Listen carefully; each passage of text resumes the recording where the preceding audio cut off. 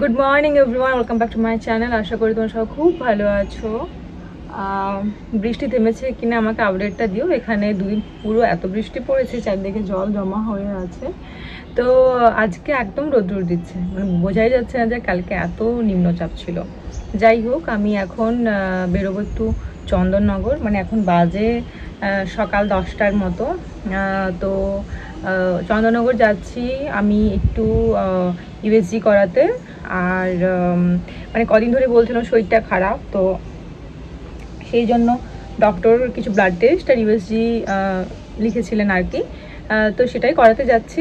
But এটা এমন নয় যে সেকেন্ড প্রেগনেন্সি বা কিছু, এটা হচ্ছে যে হতে পারে হয়তো সিস্ট হতে পারে, আবার কিছু নাও হতে পারে, আবার হয়তো লিভার বড় হচ্ছে, কিছু একটা প্রবলেম হচ্ছে মেবি। নাহলে শরীরটা মানে হয় না যে একটু দুর্বল ফিল হচ্ছে, কিছু খেতে ইচ্ছে করছে না। আবার হতে পারে এটাও যে মনটা ভালো নেই বলে হয়তো শরীরের উপর এফেক্টটা পড়ছে, যাও কিছু হতে পারে। বাট ডক্টর যখন সাজেশন দিয়েছেন যেটা করাতে, তখন করিয়ে নিয়ে আসাই ভালো, কোনো কিছু ফেলে রাখা ঠিক নয়। তো সেই কারণেই যাচ্ছি ইউএসজি করাতে। হোপফুলি কিছুই হবে না বলে এমনি এমনিই হচ্ছে। যাই হোক, চলো ব্লগটা কন্টিনিউ করি। রান্নাবান্না আজকে আমার ডিপার্টমেন্টে নয়, কারণ আমি যখন ফিরবো তখন রান্না অলমোস্ট কমপ্লিট হয়ে যাবে। এই হচ্ছে আমার কিচেনের অবস্থা। একজন জল ভরছে, একজন সবজি কাটছে, একজন রান্না। আমি ডাইনিং টেবিলটা সরিয়েছি, সেই জন্য একটা কর্নারে শিফট হয়েছে, অনেকটা জায়গা বেরিয়েছে। আমার লরিগুলো আছে।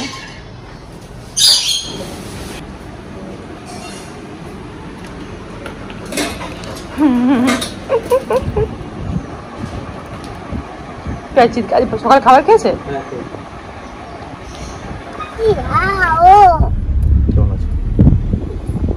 ও কি করতে যাচ্ছে জিজ্ঞেস করো না। ভাবি তুমি কি করতে যাচ্ছ? হ্যাঁ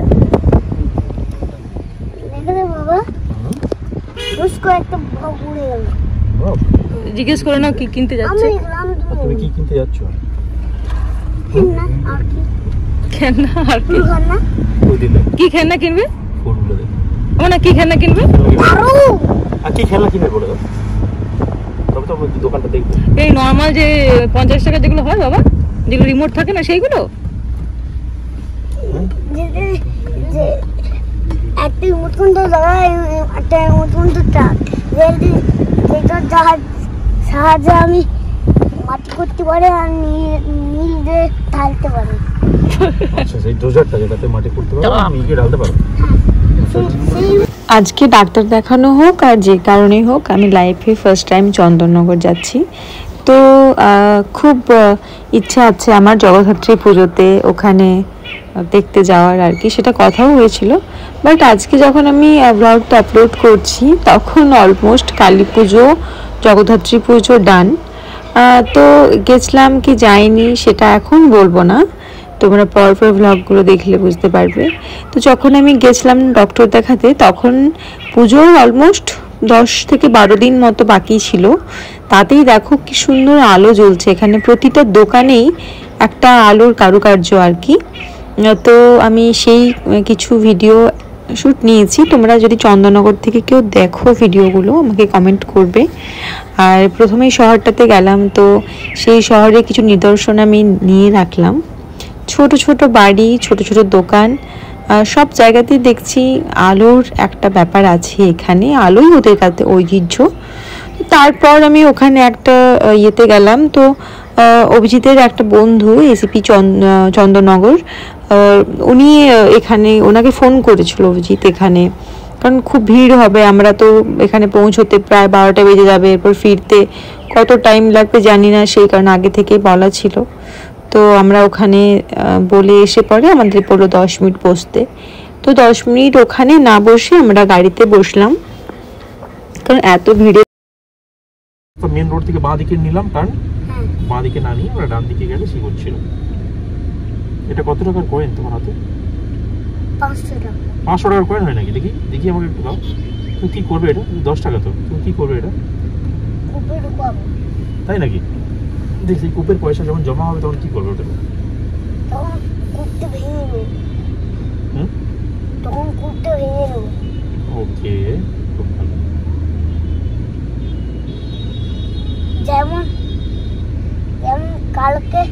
কালকে অনেক দিনে হুগলিতে আসি না, আর হুগলি ওই বসিয়াতে ছিলাম। ও বসিয়াতে একটা কূপ ছিল, পয়সা জমা হয়েছিল। সে পয়সা জমা হতে হতে কেমন আমার ভেঙে না কূপটা, বসিয়াতে চোখ কূপটা ভেঙে না পয়সা জমা হতে। তো ওখানে রেসিপি যিনি ছিলেন তিনি একজন অ্যাসিস্ট্যান্টকে পাঠিয়েছিলেন, যিনি মেডিকেলের ব্যাপারগুলো দেখেন আর কি, ভদ্রলোক, একটু বয়স্ক করে আর কি, ওনার নামটা আমি ঠিক জানি না। তো উনি আমাদেরকে এখানে গাইড করছিলেন। তো সেই করতে করতে ওর একটা কি সাইনের জন্য কে একজন এলো, কোথাও গিয়ে শান্তি নেই আমাদের। তো যাই হোক কী সাইন আমি জানি না। তো দেখলাম যে কোনো অফিসিয়াল কোনো কাজ আর কি। এমনিতে যে পরিমাণ ফোন ধরতে থাকে তাতে করে মাথা ঘুরতে থাকে, মানে নিঘাত আমি হলে সব ছেড়ে ছুড়ে পালিয়ে যেতাম আর কি, ফোন ধরে ধরে আমি টায়ার্ড হয়ে যেতাম। তো এটা হচ্ছে ওই হলটা যেখানে ইউএসসিটা হলো আর কি। একটা ক্লিপ আমি নিয়ে রাখলাম, বিশেষ কিছু না। তারপর কিছু খাবার খাওয়ার জন্য মিয়ামরি থেকে এই কয়েকটা পেটিস আনিয়ে রাখলাম, কারণ এমনিতে আমার খুব একটা বাইরের খাবার পছন্দ নয়, আর মিয়ামরির খাবারগুলো আমার খুব একটা ভালো লাগে না। কেকগুলো অতিরিক্ত মিষ্টি লাগে, আশেপাশে কিছু নেই। তো ভাবলাম বাবিও একটু খাবে, আমিও একটু খাবো। আর সকাল থেকে কিছু খাওয়া হয় না আজকে, কারণ যখন বেশি করতে হয় তখন তো পুরো জল খেয়ে একদম এমটি স্টোমাকে করতে হয়, সেই কারণে আজকে কিছু খাইনি। তো দেখলাম কিছু না খেলেও নয়, সেই কারণে। ঝাল দিয়েছে কি? কেমন? টেস্টি?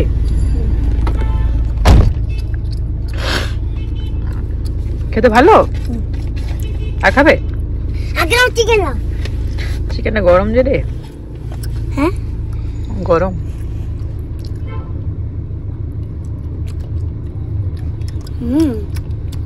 কেমন? এই পাশের থেকে চিকেন কেমন খেতে বলো? দারুণ।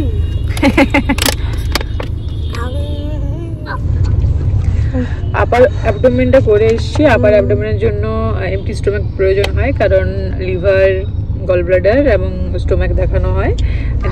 আর নিচের জন্য মেনলি ফিমেল যে অর্গানগুলো আছে, ইউটেরাস, ওভারি, তো সেই কারণে যখন লোয়ার অ্যাবডোমেন হয় তখন খাবার খাওয়া চলে। আর খাবারটা না খেলে জলটা খেতে পারছে না, এতটা জার্নি করে এসে মানে একটা ভমিটিং ফিল হচ্ছে।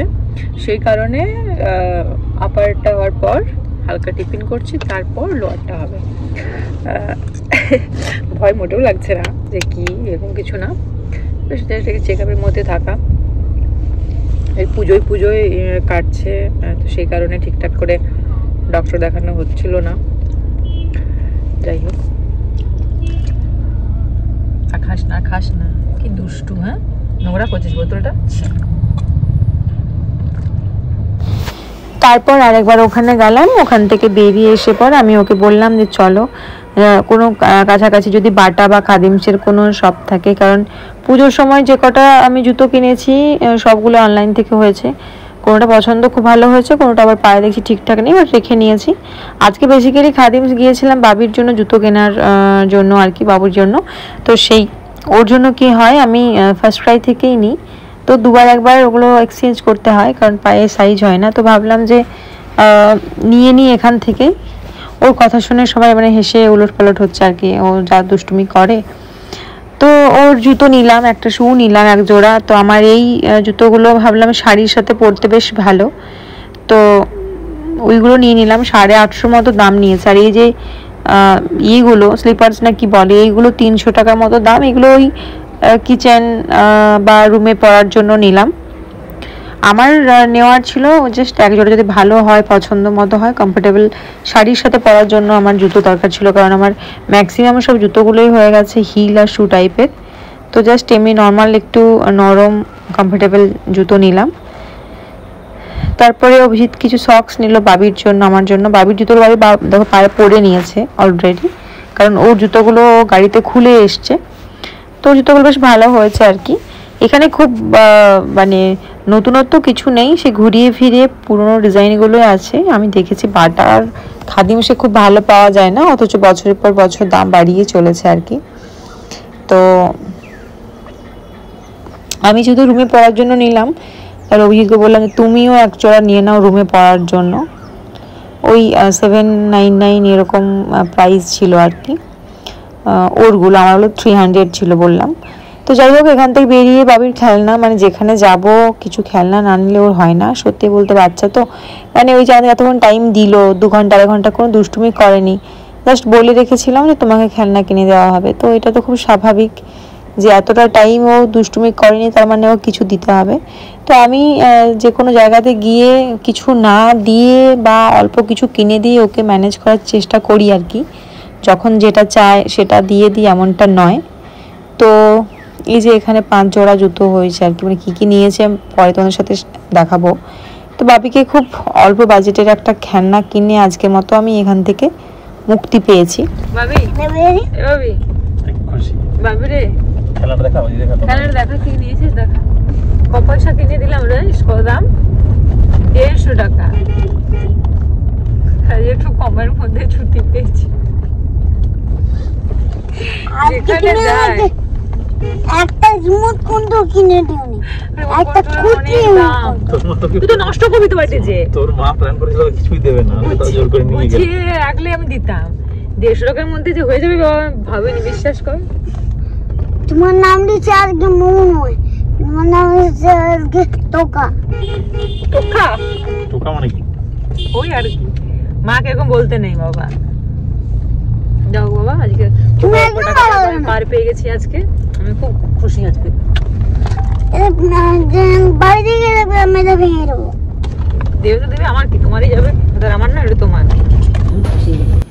এই যে সন্ধ্যেবেলায় ময়না দুটো পরোটা ভেজে দিচ্ছে আমাদের জন্য। ময়না একবার টাকা ময়না, লুক এট মি। এই যে দুটো পরোটা, একটা বাবির জন্য, একটা আমার জন্য, তারপর চা, আর নিরামিষের মধ্যে এই যে কুমড়ো কাটা আছে, কুমড়ো ছল আলু সবজি রান্না হবে, আর ডিম কিছু একটা হবে। আর বাবু কি খাবে? ভাত খাবে, আমরা ভাত খাবো, আর এরা 3 জন রুটি খাবে। এখন বাজে সন্ধে 7:30। তো 8টা নাগাদ বেরোবো একটু পার্লার, কারণ কালকে বাড়ি যাওয়ার আছে। তো সেই কারণে আইব্রোজটা করতে হবে, কারণ কালী পুজো চলে এলো।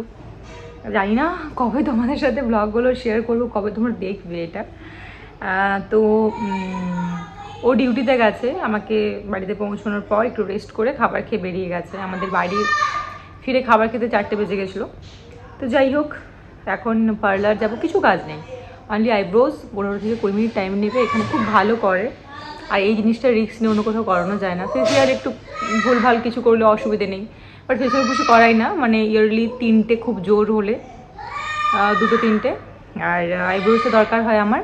আর যে ফেসিনেশন আছে সেটা হচ্ছে আমার চুলের উপর, মানে হেয়ার স্পা বা 3 মাস ছাড়া চুলের কোনো না কোনো কাট, হেয়ার কাট, এর জন্য চুলটা খুব অল্প হয়ে গেছে। আগে তো মানে স্ট্রেটনিং, কারাটিন সব কিছু করে দেখে নিয়েছি, বাস ফালতু পুরো কেমিক্যাল কিছু করাই না এখন আর। তো সেই হচ্ছে ব্যাপার, এখন যাচ্ছি ওখানে। চলো, দেখো একটু বাইরে বেরোচ্ছিলাম, আমি জানি না যে আলফাকে ছাড়া আছে, আমি পুরো ভয় খেয়ে গেছি। খাবার খাচ্ছিলে? চলে এসছো, ছাড়া আছে না, গায়ে ঝাঁপ দিয়ে দিয়েছে, আমি তো মানে ভয় পেয়ে গেছি।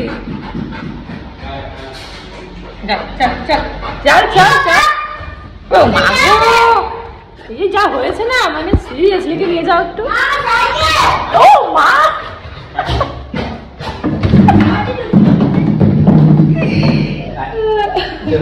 চল চল চল চল চল, নিচে যা, নিচে যা বাবা, নিচে যা।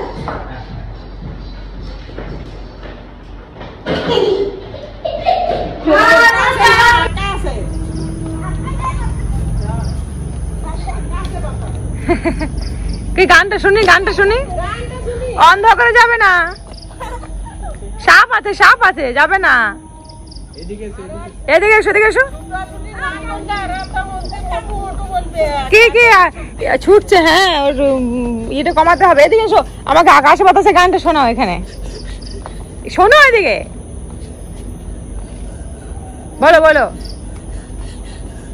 শোনো, অত পরিশ্রম করলে বমি হয়ে যাবে বাবা, দরকার নেই। তুমি ফিট আছো, একদম হেলদি আছো, তুমি না স্লিম না মোটু, তুমি একদম ঠিকঠাক, একদম স্লিম আছো। সরি, না দুর্বল না মোটু ছোটু? একদম ঠিক আছে, স্লিম অ্যান্ড ফিট।